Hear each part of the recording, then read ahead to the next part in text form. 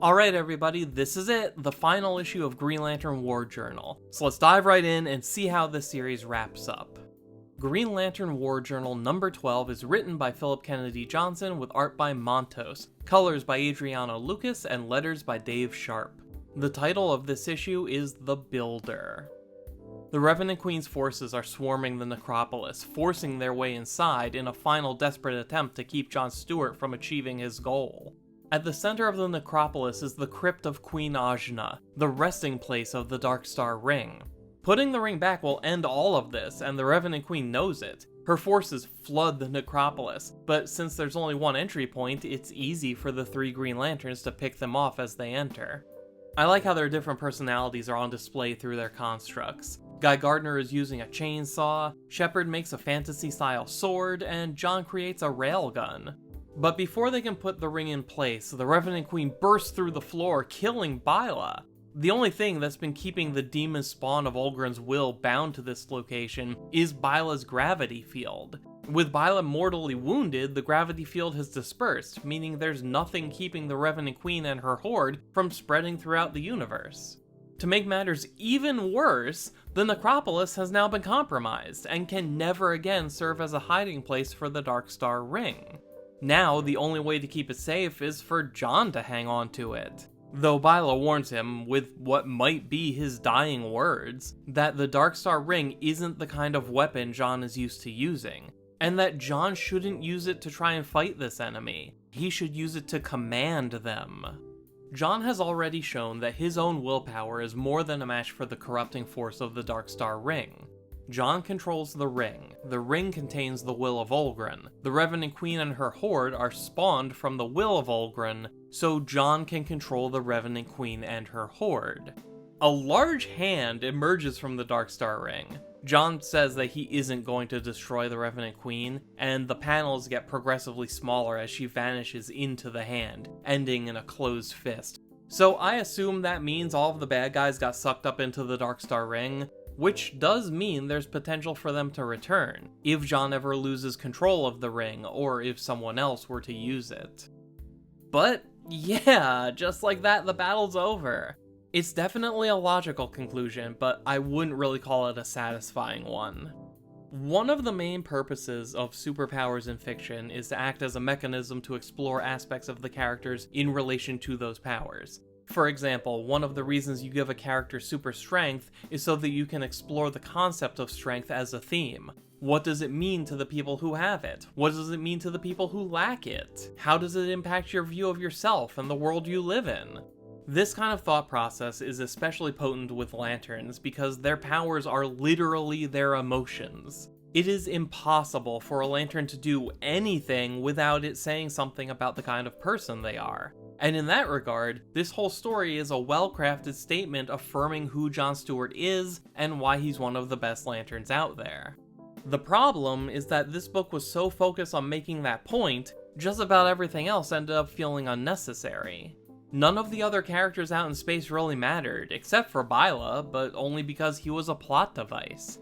Guy and Shepard didn't even really do anything. And for that matter, Shepard really stopped being important once John left Earth. His only real contribution in the last 6 issues was to read the Book of Oa, so we could get a ton of exposition. As far as the John Stewart portion of this story goes, the supporting characters, the danger, and the drama all ended up feeling anticlimactic. It all fell by the wayside because the focus was on making a specific point. John used cheat codes to beat the final boss, and I'm left feeling disappointed. Back on Earth, Shirley Stewart is using Ellie's power to fight Starshroud with everything she has. She's come to terms with the fact that even if she wins, her life is still going to end very soon. This whole ordeal, the damage she's taking in the fight with Starshroud, the Radiant Dead infection coursing through her body, and her own naturally degenerating health, it's all racing towards the same conclusion. She is very quickly running out of time, but that's all the motivation she needs to fight harder than ever. Shirley isn't an architect or a soldier, but she's a fighter who loves punishing bullies. And no matter how many times Starshroud knocks her down, she always gets back up. The woman who taught Green Lantern how to be willful doesn't quit.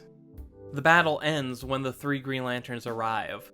John punches Varen through the head with what used to be his own ring, adding insult to injury. Starshroud seems to explode and disappear in a way that doesn't look anything like what happened to the Revenant Queen, so I'm assuming that John destroyed Varen. He didn't need to, and it was pretty brutal. But he was trying to kill John's mom, so yeah, I can't really say I blame him. Ellie separates from Shirley, and John uses the Darkstar Ring to remove her Radiant Dead infection. But it isn't enough. Even with the threat of the Radiant Dead erased, the moment they've all been dreading has finally arrived. After speaking with both of her children one final time, Shirley Stewart tells John that he has to let her go. And John's response is to remind everyone that a Green Lantern can do anything.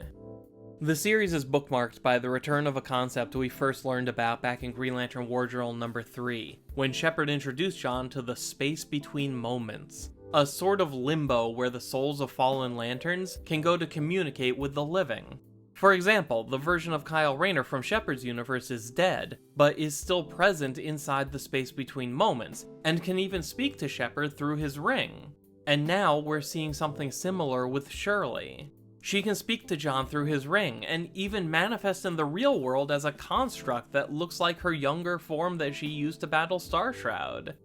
I'm a little torn about this, because despite all of the fantastical sci-fi space magic, Shirley's story throughout this series has been a very grounded and relatable exploration of what can happen when a loved one reaches the end of their natural life. So it kind of feels like cheating to have this happy ending where she's still right there with them, good as new, better than new. Although, I suppose another way to look at it is that just because someone dies doesn't mean they're gone. We all carry pieces of the people who raised us, in our memories, our beliefs, our mannerisms. One way or another, we're the people we are because of the people they were. We are their legacy, and as long as we endure, they're never truly gone. Speaking of not being gone, I never imagined that Ellie would still be around. Weeks after their mom's death, she's still right there, and has even begun to take on more of the real Ellie's mannerisms. John isn't sure what the implications of that are. Is she somehow continuing to draw on his memories of his sister? Or is something else happening? Honestly, he doesn't care too much right now. He's just happy to have a version of his sister back. I wondered last time what shape the Stewart family would take by the end of this series, but I never expected this. I figured that Shirley would probably die and that Ellie would fade away. Instead, Ellie is here to stay, and even after dying, Shirley's will lives on. I'm very curious to reread this series someday, knowing what I know now. My experience reading through it the first time is that the first 6 issues felt like they were telling a totally different story than the second 6 issues.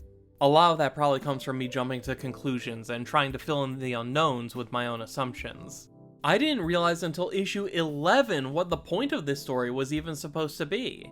I was expecting a Green Lantern story that more directly involved the history and characters that we've seen before, hence all of my speculation over the identity of the Revenant Queen. But what it ended up being, what Philip Kennedy Johnson wanted to tell, is a story about John Stewart, his family, and why he's such a good Green Lantern. I think the simplest way to boil it down is to say that I was expecting this to be more about the plot, when it was very explicitly about the characters first and foremost, with everything else existing to prop them up. But yeah, not the story I expected. And the ending wasn't exactly the kind of status quo reset I expected either. The fact that John still has the Darkstar Ring is kind of huge. I guess Green Lantern fans aren't done with the story of Olgren just yet. The text at the end tells us that John is going to start appearing in the Jeremy Adams Green Lantern book as of issue number 15, and I have to imagine that the Darkstar Ring will factor into whatever the larger plan is for Green Lantern going forward. So with all said and done, I'm going to remember Green Lantern War Journal for its absolutely fantastic use of the Stewart family, and a whole bunch of other stuff that didn't really work as well. But who knows, maybe a reread will change my mind. And that, everyone, is the final issue of Green Lantern War Journal. Now I want to know what you think. Did you like the ending? How do you feel about the entire series as a whole? Do you think Shepard is going to stick around? He got no resolution whatsoever. Tell me all about it in the comment section down below, and subscribe to the channel if you haven't already. This series may be over, but I'm going to continue following the story of John Stewart and all the other Lanterns wherever they appear, and I hope you'll join me on that journey. Until then, thank you for taking the time to watch. My name is Dan, we'll talk again soon.